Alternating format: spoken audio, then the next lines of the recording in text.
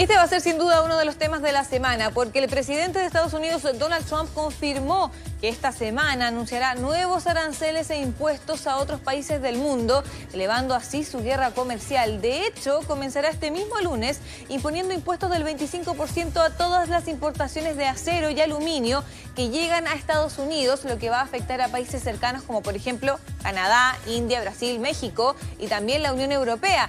Y entre martes y miércoles informará de otros aranceles que todavía no se sabe. Esta incertidumbre de si Chile podría haberse golpeado también, ¿cierto?, después de todo este contexto. Recordemos que Trump ya dijo que quiere poner impuestos al cobre, lo que obviamente va a impactar duramente este recurso para nosotros. Y además se cree también que esto podría ocurrir durante este mismo mes de febrero. Para analizar más acerca de todo esto ya estamos con Claudio Coloma, analista internacional de la Universidad de las Américas. Muchísimas gracias por acompañarnos hoy en Mega Noticias Mundo. ¿Cómo estás? Hola Paloma, como siempre, encantado. Sí, bueno, Claudio, muchísimo por analizar, pero quedémonos con lo último, ¿cierto? Lo que sucede en el trayecto de Donald Trump cuando iba hacia Nueva Orleans, ¿cierto?, para ver el Super Bowl, que por lo demás fue el primer presidente electo en funciones en asistir a este tipo de evento, que le comunica a la prensa de manera bastante, podríamos decirlo, coloquial, ¿cierto?, que va a finalmente a aumentar los aranceles hasta un 25% al acero y al aluminio. ¿Qué podría significar eso tanto para la economía estadounidense como para la global? Mira, voy a partir diciéndote, yo no soy economista, soy Sí. analista internacional, mi especialidad es la política mundial. Sí. Ahora, yo te puedo señalar respecto a qué efectos podría tener desde esa perspectiva. Claro. En primer lugar, lo que estamos viendo con las decisiones de Donald Trump, primero que todo, es que está sincerando una parte importante de la forma de hacer política exterior que Estados Unidos ha tenido siempre, incluyendo el periodo post-Guerra Fría. Es decir, independientemente de la globalización y la liberalización del comercio que vimos como doctrina y como punta de lanza de Estados Unidos y de otros países como Chile, siempre hubo una política en el subterfugio que fue proteccionista por parte de Estados Unidos.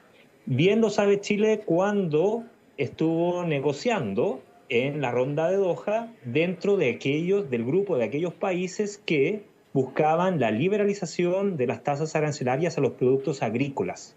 Sí. Estados Unidos en los 2000 se opuso fuertemente a liberalizar el comercio. En ese contexto, lo que trato de decirte, Paloma, es que si bien lo que está haciendo Donald Trump nos sorprende y nos preocupa porque afecta la liberalización del comercio, de cierta forma él está transparentando algo que Estados Unidos viene haciendo o nunca ha dejado de hacer para proteger su propia economía. No olvidemos que incluso la Unión Europea también suele hacerlo. Ahora, lo que estamos presenciando hoy día es a un líder político que está llevando estas fronteras de la protección un poco más allá de lo tolerable, digamos. De hecho, ya lo había hecho durante su primer mandato, ¿cierto? Lo hizo al menos con el acero, no con el aluminio, o quizás creo que fue con un porcentaje inferior, 25% para el acero y 10% para el aluminio en esa ocasión.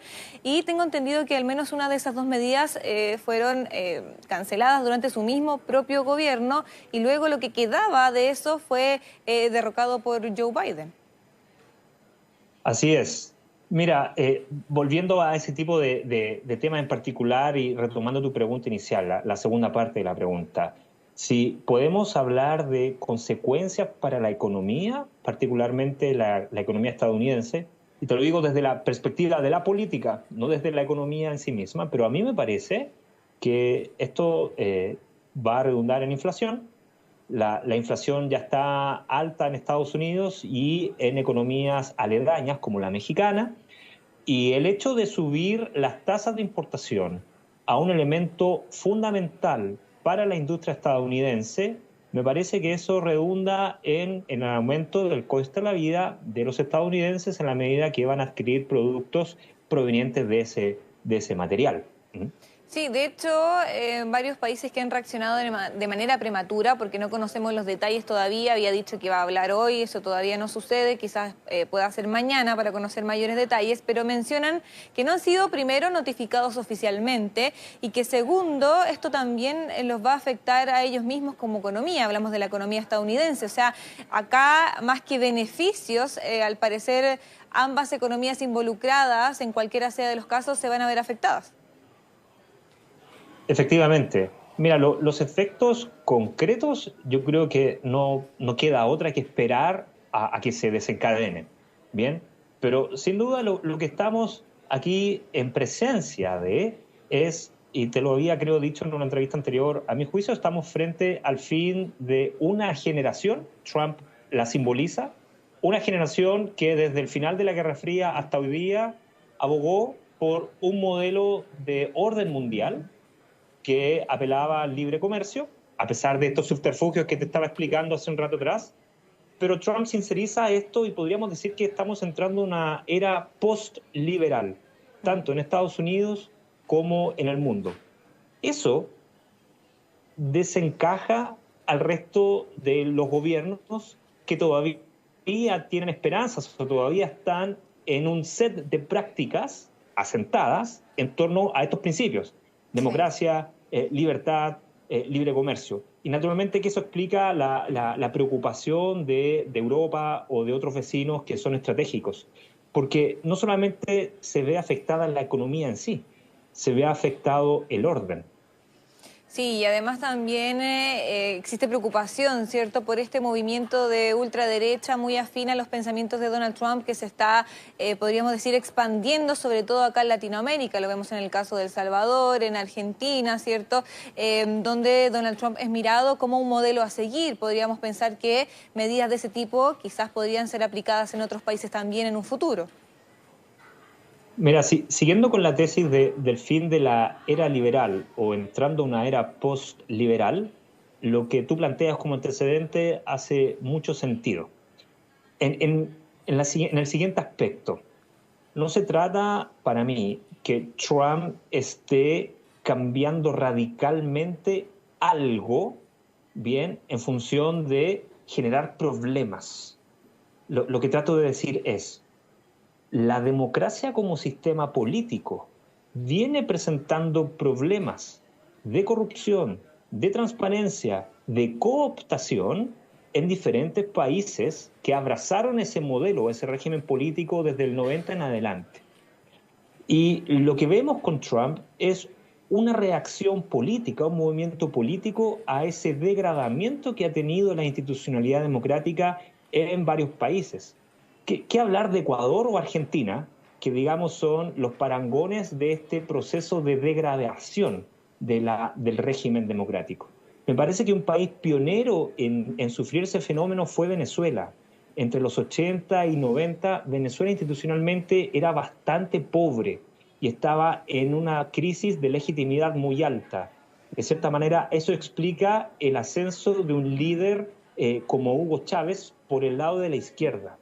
Ahora, en el resto de las democracias, como la estadounidense, que están sólidas, naturalmente que el proceso tomó más tiempo en madurar y hoy día vemos a esta figura como Trump tratando de cambiar las reglas del juego con una consigna que hace bastante sentido para los estadounidenses. Él está diciendo, vamos a cambiar un set de prácticas, por ejemplo, reducir el presupuesto, eliminar ciertas instituciones como USAID, entre otras, porque queremos acabar con la corrupción. Queremos acabar con el malgasto del erario público y queremos hacer Estados Unidos America Great Again.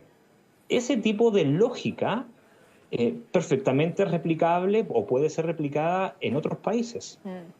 Además, también mencionar que él argumenta que detrás de todo esto está su intención de reducir el déficit comercial, argumenta razones económicas, pero la verdad es que varios analistas y también algunos países apuntan que lo que hay detrás es algo político, si también consideramos las otras menciones que ha hecho con respecto a aumentar los aranceles, por ejemplo, lo que sucede con México y Canadá, que todavía están en stand-by, pero ellos tendrían un 25% más aún, y sabemos que ahí las relaciones vienen bastante tensas desde antes incluso que él asumiera la presidencia.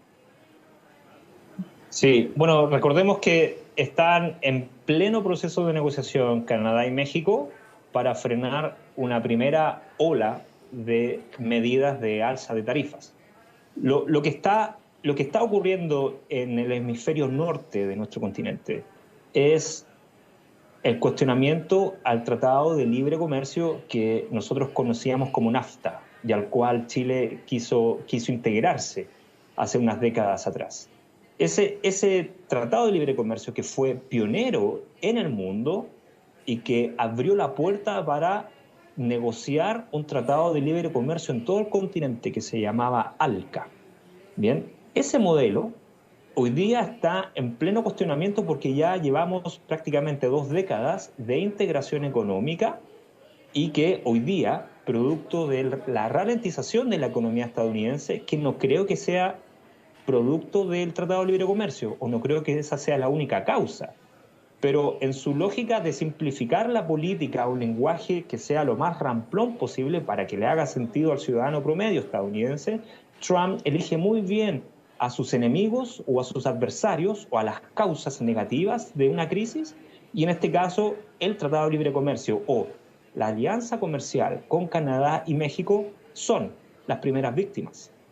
Sí, y además para también quedarme un poco con esa idea, ir cerrando también el tema, ¿qué país podría resultar el más afectado? Porque sabemos que Canadá es uno de los principales exportadores y además aprovechando la arista política que tú nos puedes contribuir en esta conversación, que además existe toda esta lucha durante este último tiempo donde incluso Donald Trump propuso de manera explícita que Canadá se transforme en un estado más de Estados Unidos. O sea, en esta lista de afectados aparece Canadá como uno de los principales, pero también está México, India, Corea del Sur, Brasil y Chile. No me gustaría tampoco dejar atrás Chile porque exportamos aluminio y también acero a Estados Unidos de forma, de todas maneras, importante, y más adelante incluso podía ocurrir algo con el cobre, que sabemos que es nuestro principal materia, cierto, prima que exportamos. Mira, los primeros perjudicados son aquellos países que importan y que en conjunto importan cerca del 50-60% del aluminio y del acero que Estados Unidos necesita y que no produce por sí mismo.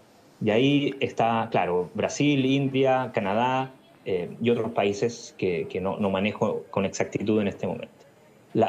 Déjame ser un poco sarcástico acá. En ese contexto, Chile no sufre tanto.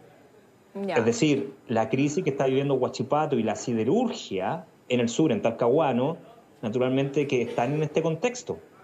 Hoy día nuestra industria acerera está en un punto que, digamos, es bastante bajo en desarrollo. Chile ha dejado pasar ese proceso de desarrollo o esa oportunidad de poder potenciar una industria que es fundamental para la industrialización de una nación. Y hoy día estuvimos el año pasado a punto de cerrar la principal siderúrgica del país. En ese contexto, por eso, déjame ser un poco sarcástico en ese sentido, Chile no se ve tan perjudicado. Ahora sí, me preocuparía más en el futuro si es que Trump anuncia tarifas a precisamente otros productos que son vitales para nuestra economía. Cobre, litio y naturalmente que la agroindustria. Estados Unidos tiene una agroindustria bastante potente. Sí. Bien, recordemos la crisis de la uva. La crisis de la uva está a la vuelta de la esquina. O sea, estábamos preocupados porque Milei no fue a los 40 años del acuerdo del Tratado de Paz y Amistad con Chile. Bueno, la uva con Estados Unidos, la crisis de la uva es más reciente. Bien, y eso, detrás de todo eso hay, en California, hay una industria de la uva bastante potente. El vino californiano es bastante bueno, es tan bueno como el chileno. Es decir, hay competitividad. Sí. Y por tanto, no nos podría sorprender que en el futuro Trump tome medidas que perjudiquen de manera más directa que con el acero a la economía chilena. Bueno, vamos a ver durante esta semana los anuncios que él prometió, ¿cierto? Dar mayor claridad acerca de lo que ya mencionó anteriormente. Muchísimas gracias, Claudio Coloma, analista internacional de la Universidad de las Américas, por estar hoy en Mega Noticias Mundo. Que te vaya bien. Igualmente. Chao, chao.